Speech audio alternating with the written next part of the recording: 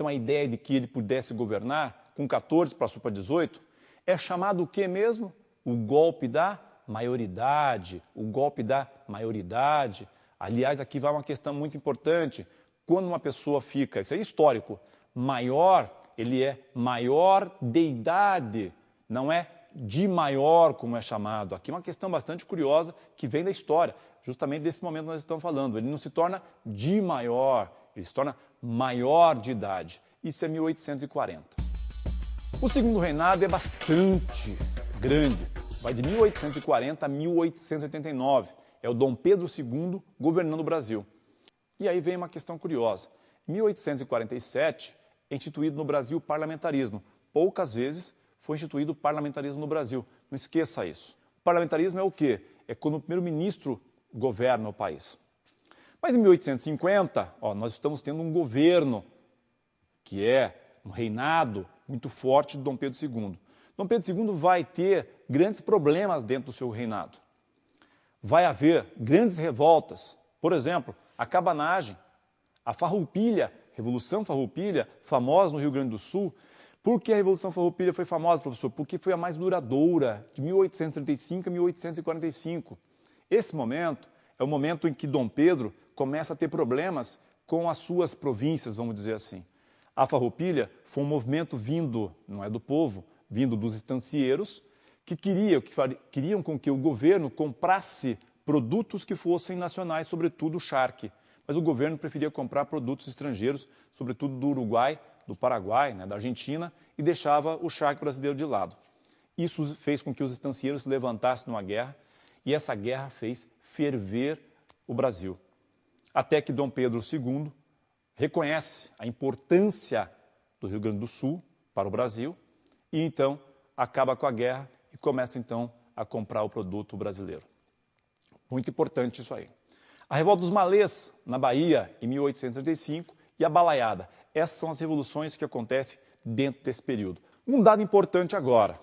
Em 1850, já no governo de Dom Pedro II, nós temos a Lei Eusébio de Queiroz. Professor, que lei é essa? Fim do tráfico negreiro. O fim da escravidão vem depois. No entanto, esse fim do tráfico negreiro tinha uma questão bastante curiosa. Lembra que eu falei para vocês que a Inglaterra, olha só como que as coisas vão em volta, que a Inglaterra, lá em 1760, se tornou uma potência industrial já? Pois é, nós já estamos no século XIX. A Inglaterra precisa de gente para comprar os seus produtos. Se um país como o Brasil tem um grande número de escravos, ora, escravo não compra.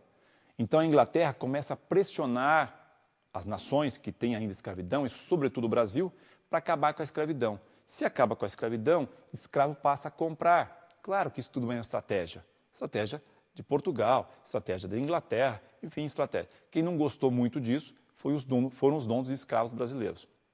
Mas, enfim, em 1850, a Lei Eusébio de Queiroz começa a colocar ordem no Brasil, acabando com o fim do tráfico. Mas tinha o tráfico paralelo, não podemos esquecer disso.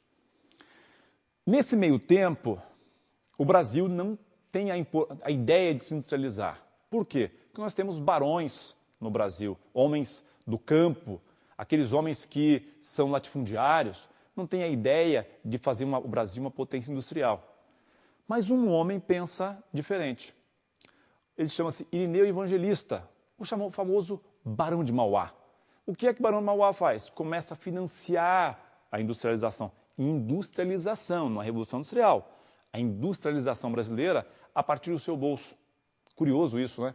O menino que veio da pobreza começa a ficar esperto em relação ao comércio, começa a ter acesso ao conhecimento, lendo, estudando, por isso a importância da leitura, não para ficar rico, mas para o conhecimento. E aí, então, esse Barão de Mauá começa a ficar rico, começa a financiar a industrialização brasileira. O que é que ele traz para o Brasil?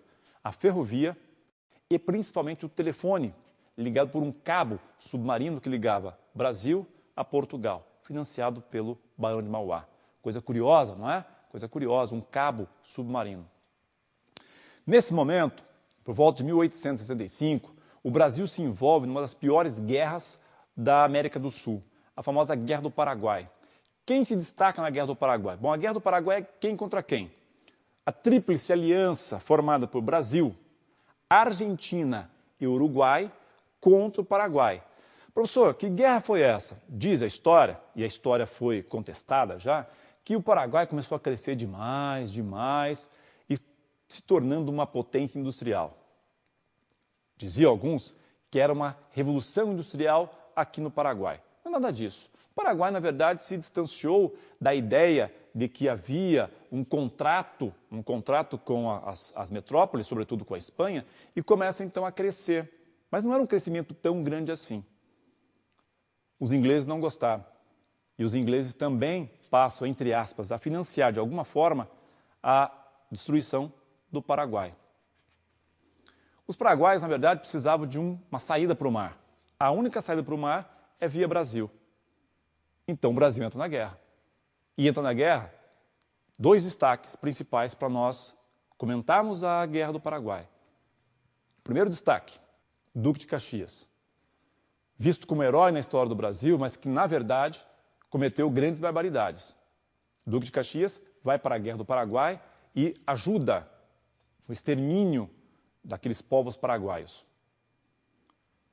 Uma outra contribuição, aí pouco discutido dentro da história e historiografia brasileira, é o Conde de, como é chamado, faz até biquinho, né? O Conde de, marido da filha do Dom Pedro II, a famosa Princesa Isabel. Esse Conde de vai para a guerra. E sabe o que acontece na Guerra do Paraguai? Ele fica transtornado com a ideia que exista pessoas capazes de fazer aquilo que eles estão vendo. Conde de era para ter sido, possivelmente, se não fizesse o que fez, que vocês vão ouvir agora, era para ter sido possivelmente o novo rei do Brasil, o novo monarca do Brasil, como diz alguns historiadores. Quando ele voltou da Guerra do Paraguai, disse, não quero mais isso. Se fecha na sua fazenda e não quer mais saber de relação de poder. 1888 vem, e com ela vem a ideia de que é possível acabar com a escravidão, enfim. A Princesa Isabel assina a famosa Lei Áurea em 1888. Diz a historiografia que já havia a possibilidade de ter assinado essa lei anteriormente. E alguns historiadores ainda dizem que a própria Princesa Isabel, alguns documentos muito recentes têm chegado para nós, que a própria Princesa Isabel é contrária à ideia de permanecer o Brasil com a escravidão. Só que, de alguma forma, a própria família real também era pressionada a isso.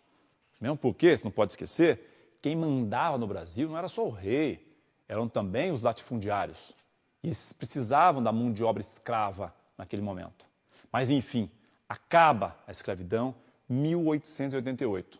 Quando acaba essa escravidão, um ano depois, no dia 15 de novembro de 1889, é proclamada uma república. Professor, não entendi. Rapaz, pensa comigo aqui. Se não tem mais escravo no Brasil, como é que a família real se mantém no poder? Já dizia o padre Antonio no passado, os escravos são as mãos e os pés dos senhores.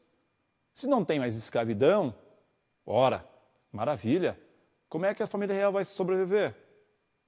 Fechou, amigo, não tem mais. Existe um golpe, claro, tem que discutir isso.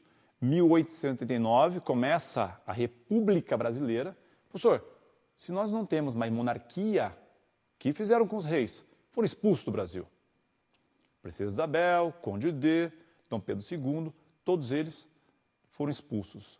Foram embora para Portugal e lá morreram. Quem continuou no Brasil? Agora nós temos, num primeiro momento, uma junta militar. Marechal Floriano e Marechal Deodoro. A República chegou e com ela vem toda uma mudança de concepção de governo. O Brasil está na República até hoje, desde 1889. Gostaram dessa história, não é? Eu gostei mais da ideia de ter acabado a escravidão no Brasil. Enfim, mas ainda existe, por aí afora, alguns grupos que não receberam essa lei, não viram essa lei. Vale a pena dar uma olhada em documentos, jornais, revistas atuais que falam da escravidão moderna ou contemporânea. Grande abraço, bons estudos.